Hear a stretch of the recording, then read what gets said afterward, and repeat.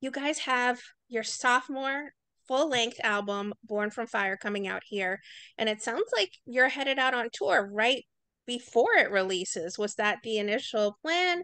How did that come about? Yeah, it's kind of funny. It just happened. I mean, we were releasing the album in this time frame anyways on the 25th, and Mario, the guy from Sirius Black, one of my good friends, just came to me like, "Hey, Tim, well, we have this tour going on, and it would be cool if you join us." And it's like, "Yeah, when?" It's in November. Oh, perfect. Yeah, of course.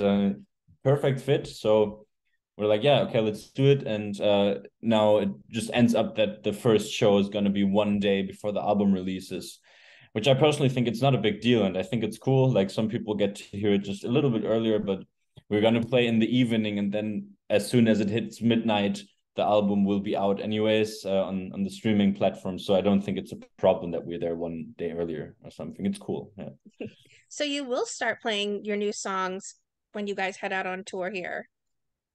Yeah, exactly. We're trying to focus most of the material that we play live on the new stuff.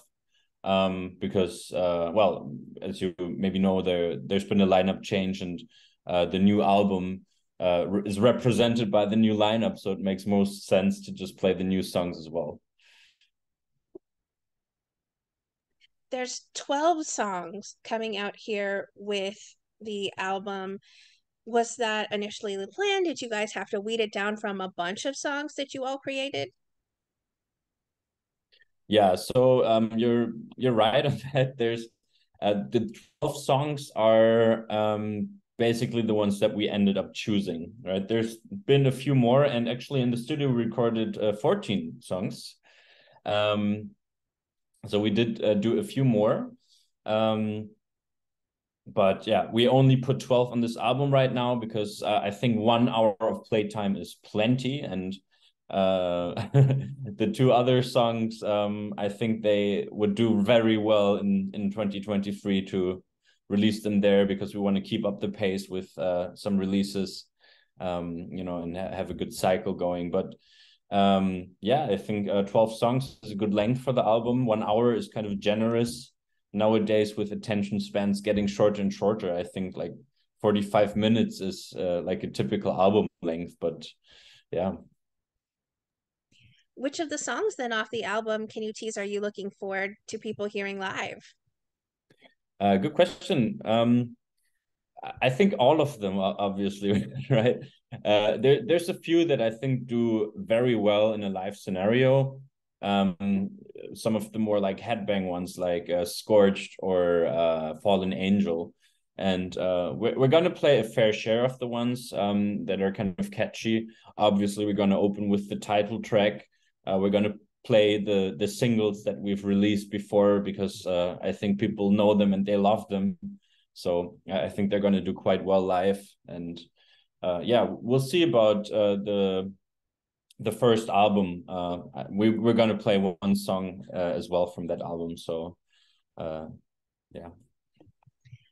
Do you have a personal favorite song off this particular album, that some one that still like is a favorite for yours, or maybe even one that challenged you the most creatively, but now you're like, yes, this is mine. From the new album, right? Yes, from Born from Fire. I mean, I've wrote all of the songs, so I like them all, and at the same time, at this point, I listen to all of them a million times. You know how it is, like from the writing process to the recording process, then all the revisions, and then all the mixing things. So you listen to all these songs a billion times before they're actually released. So in a way, I think it's quite amazing that I still can listen to all of them and genuinely enjoy them, which usually is not the case. But well, I always enjoy them, but it's like, was again, and I still genuinely enjoy them. And for me, picking a favorite is very hard, but there's a few that I'd like to mention. Like Ghost of Silence is one of the ones that I think has a very special arrangement. It's one of the songs that I took a lot of time on working on, and it's very intricate and has such a great middle part where it just opens up and it builds, and like the climax of the album is really within that song. Like that's one of the most dramatic, I guess, arrangements, together with Scorched. Then another one that I personally really enjoy is Go to Hell. Go to Hell is super fun just to play live. Born from Fire, the opening track, is a great representation of the overall sound of the album, I think. So that's why it also does really well on the first spot. And then finally, my last honorable mention, I cannot choose one, I'm so sorry, is is gonna be Embers, because Embers is a song that is very close to me because I wrote it after Alexi's passing from Children of Bodom. Alexi was a great inspiration to me, and his songs and his writing style, he's a genius to me. And I was very shocked to hear when he left us. But yeah, this song is kind of my tribute to him, and I'm reflecting the kind of songwriter, like the influence he had with his songwriting on me. And also lyrically, I touched the subject of like heroes and great people, getting lost in the winds of time. And yeah, that's kind of the idea. What is your songwriting process? Do you come up with lyrics and then you kind of hold on to them until you find the perfect music for it? Or does the music find you and then you write around that? Yeah, it can be quite different every time. Like I'm currently just right now I'm working on another song. I have the project open right here. And this one was the case of a random idea. You sit on the toilet, you're in the train, you make food or something, and you just somehow a melody comes up in your head, and you leave everything behind and start recording right away. So it can happen like that, and I think those are really fun to do because you have like a vision in your head, and often it is like a trial and error thing. So you have like an idea in your head, and then you write it down, you record it, you program the drums how you imagine they could fit on the riff or something, and then you're like, no, but it should be like that, and then you start changing it, and it's just like a process usually. And I draw inspiration from many places, not only music but also things in life. So my emotions a lot. And yeah, it's quite different, but usually I just start out with like some little spark of inspiration, a little idea, and then eventually the big arrangements just form out of that. I know Jacob helped with the production side for this album. Do you typically turn over control when it comes to mixing and mastering stuff, or are you very hands-on when it comes to production side as well? Well, with production, I usually understand like the whole process, like getting the also the arrangements and everything involved. But with mix and mastering, I decided to do it with Jacob this time because I heard him on. I didn't know about this guy at all until like a year ago or a little bit longer ago. But I was in the car with my father and heard him on the new Ronnie Atkins at the time. I was like, damn, that sounds so good. Who is that? And I was looking him up and started to realize, what? This guy did all the records. He did so many great bands that I love and listen to a lot. And that's the point where I decide, okay, I should get in touch with him and see if we can try to work something out. And during this whole process, Jacob was amazing. I am a very hands-on person. I'm very picky, and I was very specific about what I want, but he was able to deliver. I think he sent me the first draft, like the first version of how he imagines the mix should be. I was like, well, that's good, but let's go that direction. Let's this and this. And he sent something back, and we came very close, very fast. And as soon as we nailed down the sound, with I think the first song that we started mixing was Born from Fire as well. we pretty much had a very smooth process until the end for every song. So yeah, a perfect pick for us, and I think he does the music justice. And he just so happens to be a Hansen. As well, yeah. I mean, it's in the name, yeah. Yeah. No bias in any particular way because of selecting him as producer based on his last name. That was just a funny extra. Yeah, some people ask me if we're like related, and I was I'm like, no, sure. we're not. But yeah, it's cool, and yeah. Well, the cover artwork for this album is Epic by Peter Solai. Talk about his vision. Did he talk to you about what you saw for it or some of the themes that you guys talk about throughout the album and then he came up with the artwork? Or was this solely your vision and he just brought it to life? That's a great question, and here's the thing.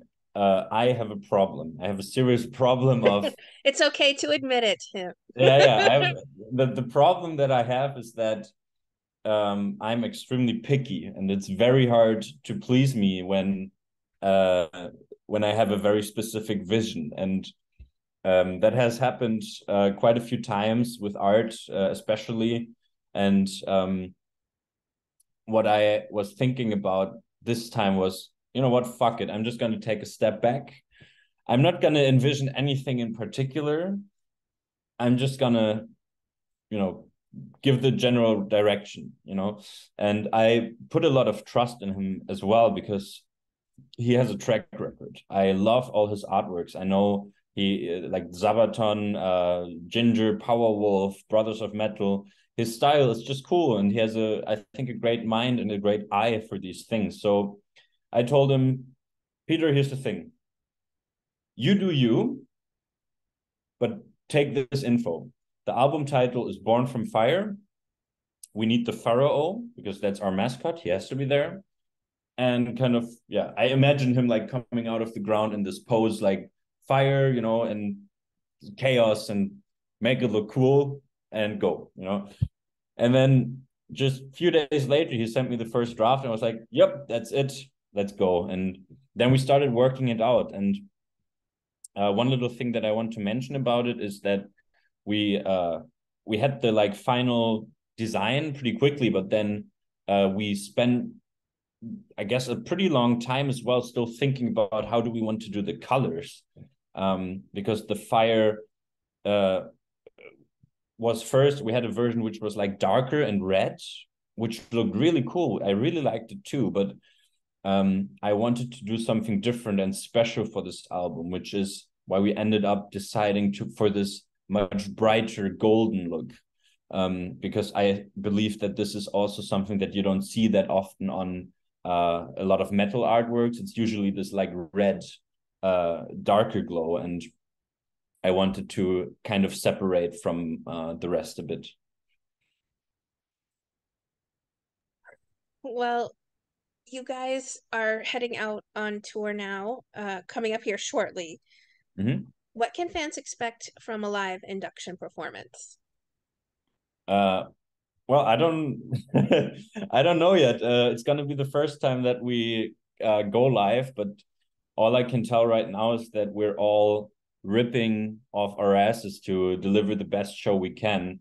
I've talked about it recently as well, with some people, but the like I invest so much time right now in making sure that like every detail is just cool.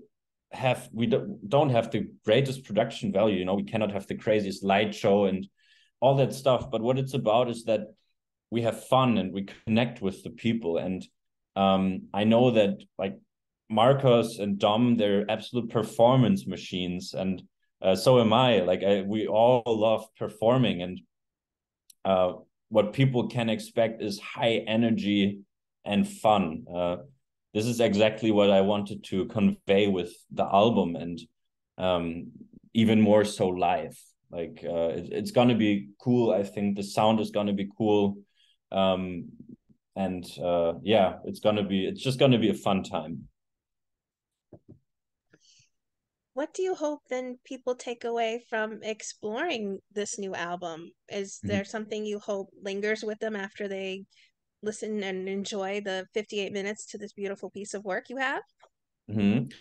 Uh, yeah, I kind of picture people with a, like, when in cartoons, when they touch like an electricity outlet and then their hairs are like this, and I kind of picture people afterwards like, holy shit, that was awesome, but uh that's how I hope anyways. That's wishful thinking. Honestly, I think that the album delivers something for everyone. There's a lot of facets to it. I think it's very diverse, without losing like a general direction of sound. Um, and yeah, there's also stories to tell and messages to convey. And um, I hope that people can like identify with some of the songs and uh, you know, yeah, just feel it.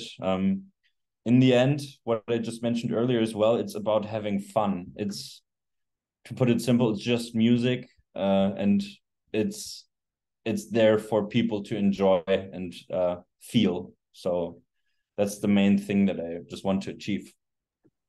It reminds me of that promo video that Dom made where he's talking about and the album and his hair just like Oh yeah, electrified. yeah. Gotcha. We have a few more of these. I bought like or I have like a leaf blower for fall to, and I have another one of those videos coming up soon. Yeah, we had some fun with that. We'll stay tuned. Yeah. What would you like to say then to everyone who are fans and supporters of the wonderful music that you make? Thank you. I love you. Yeah. Beyond that, I it's so great to see that I can connect with them.